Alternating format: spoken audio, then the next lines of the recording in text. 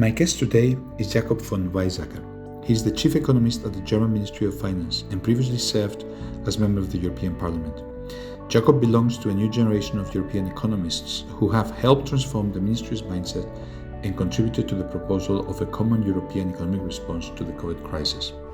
Okay, Jakob, thanks very much for being here. You've been very instrumental in the change of position and in the construction of a response to the pandemic of Europe over the last few months, leading up to the recovery plan in July.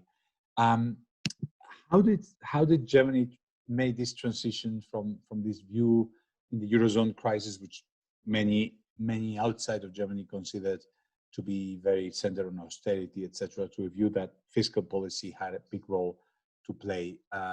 Is it just about the different type of crisis? Has there been also an evolution? How would you characterize this change?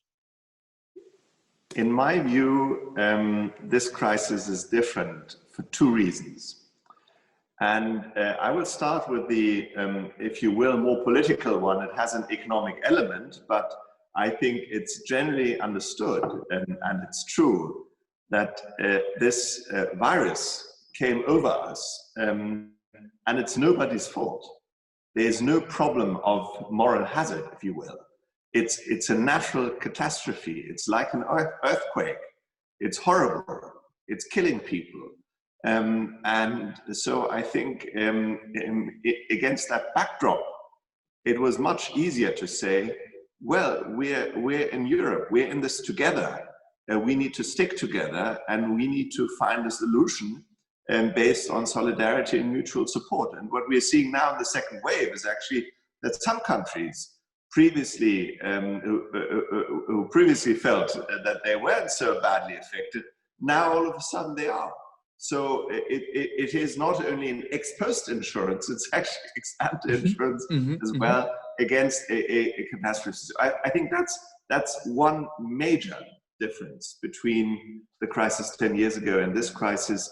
This is a natural disaster, and it is natural for Europe to go through this together in solidarity.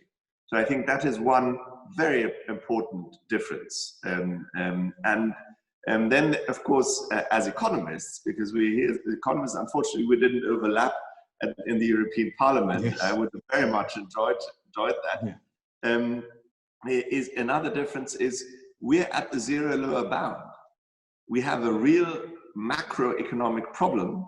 And in the last crisis, it was possible for monetary policy to simply lower interest rates and do significant stabilization as a result of that. Today, interest rates are basically at zero or even negative. And while that may not be sort of on most citizens' mind immediately as a difference, I think for any economist, it's an obvious difference. And what it implies, of course, is that fiscal policy, to the extent that the crisis, which is, of course, initially a supply shock, also causes aggregate demand problems, that fiscal policy has to play a more prominent role. So I want to leave it at that, but I think these are two major differences that don't have too much to do with the collective psychology of individual member states.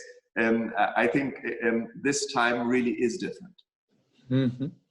We in that sense, I really have to congratulate you for your role in coming up with this big plan in your part from the finance ministry and everybody in the Germany side. I think that it's been a big step forward for Europe.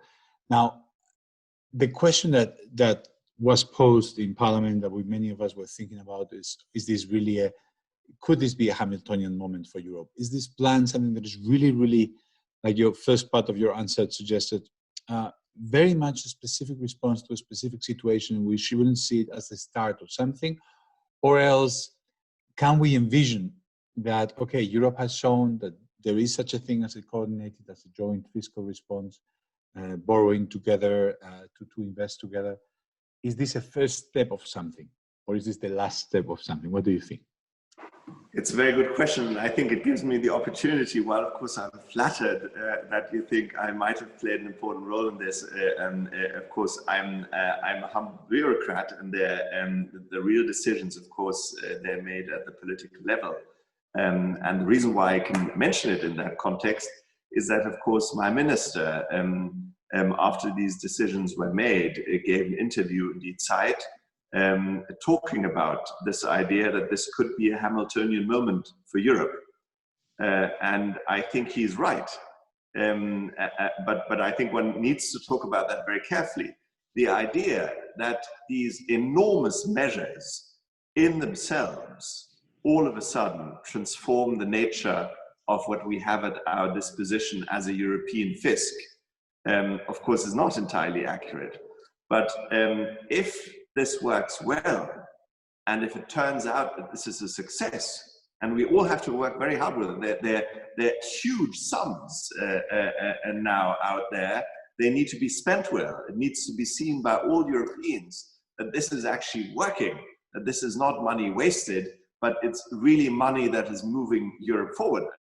If things like the SURE program, it's a kind of a European unemployment reinsurance program, if they work well, of course, the chances are much, much better that then one decides, if one thinks about it modestly, well, in the next crisis of this nature, maybe we can do something similar. So it creates a precedent. But in principle, it could even go beyond it, because, of course, every time there's a crisis, to have to reinvent the institutional setups and to reach unanimity. I mean, reaching unanimity is really hard. Try imagine that in the European Parliament with 751 members. It's not going to happen. So Jakob, you're saying, in other words, there is an opportunity to move to a European treasury. But let me be very concrete, because one of the decisions that were made at the European Summit when this initiative was launched by the Council, now it's still in negotiation, of course, with the European Parliament, but when it was launched by the Council, it also said explicitly, we need to reflect on how to refinance those expenditures. Which brings me to the subject of own resources. And a number of potential candidates are named in the summit document. And so if it were possible to finally, I mean, there has been decades of talk of this, but we didn't get very far, to use this opportunity, for example, to move forward on own resources, that in it by itself would already constitute a major step forward towards creating the European treasury. So in that sense, it is a potential Hamiltonian moment. And I know my answer has been slightly long-winding, but I want to add one thing.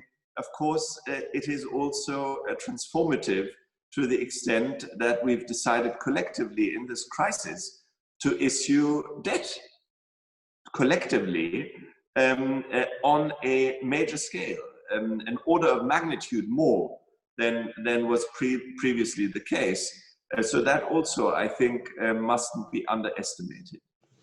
So I think I share very much your view, but there is also the flip side of this potential very good thing. Could be the downside, could be if this money is seen to be wasted, if countries are seen not to be using it well, there could be in 5 years a backlash in northern countries saying never again. And so, as you said, it's very important these rules work and that these rules are in place. Do you think the Commission, the Council, the Parliament have the rules, that have the tools to make sure that these money is invested in European priorities in the way you mentioned? Do we not have the risk that governments just stick this money in the budget, spend it justified kind of the way they can, and go ahead without really any way for the European institutions to push the governments towards those European priorities? That's something that's in the remit of national governments. And so I think clearly and squarely, the responsibility here is on member states to make the very best use of these funds that they possibly can. And I think it's a very important observation.